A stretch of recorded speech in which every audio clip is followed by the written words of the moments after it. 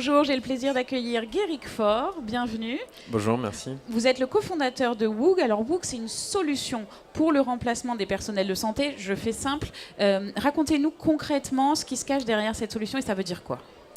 Alors, l'objectif de Woog, c'est de répondre à un casse-tête lorsque vous êtes cadre de soins dans un service et que vous êtes confronté à devoir remplacer une infirmière à la dernière minute. Aujourd'hui, vous rappelez des infirmières qui sont en repos et vous faites après appel à des agences d'intérim.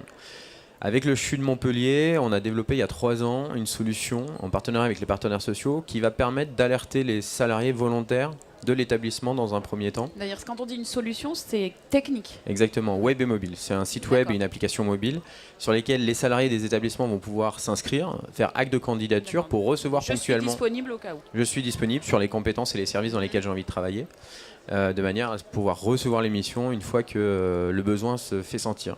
Et derrière, on a développé avec le CHU de Saint-Etienne également une possibilité de recruter du personnel en CDD. En général, ce sont des étudiants et des retraités.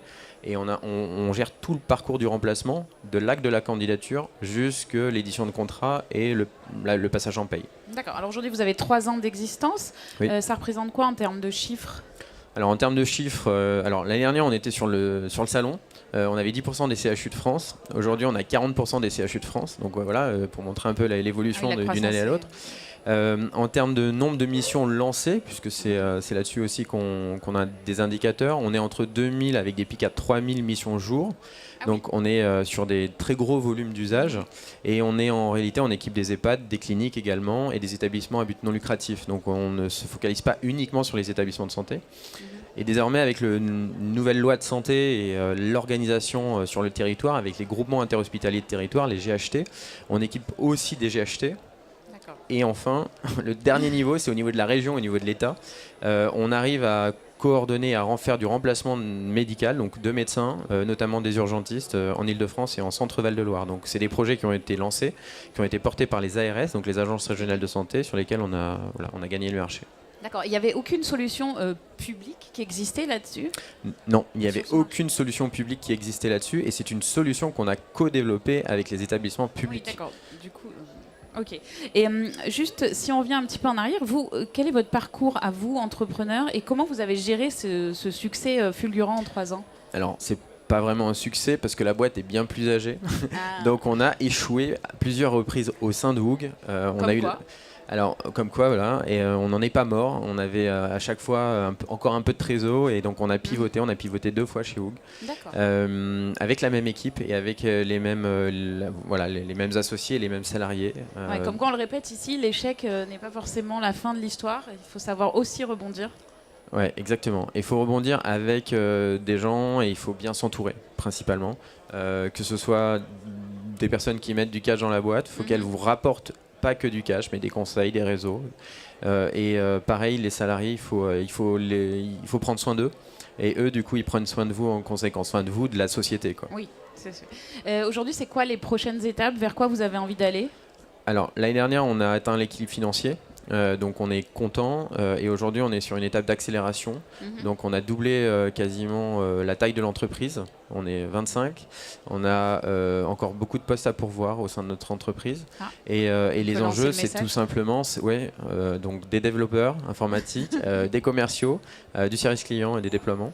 Tout ce qui fait l'écosystème de notre entreprise. Est-ce que quand on est basé à Marseille, c'est plus compliqué que si vous étiez à Paris, par exemple?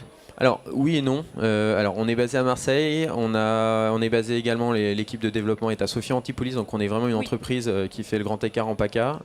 Donc les commerciaux sont à Marseille, l'entreprise, les développeurs sont à Sophia, et on a une entité également à Paris. Donc en fait, globalement, ce qui est une évidence, c'est que on est dans le monde de la santé, c'est un monde décentralisé, donc il faut être un peu partout.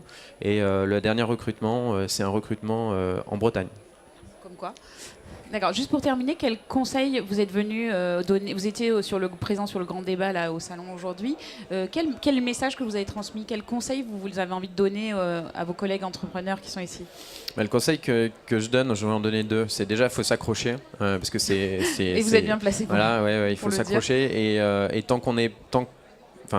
tant qu'il y a de la trésor, il faut continuer à avancer, quoi, systématiquement. Même si on voit un mur en face, il faut y aller.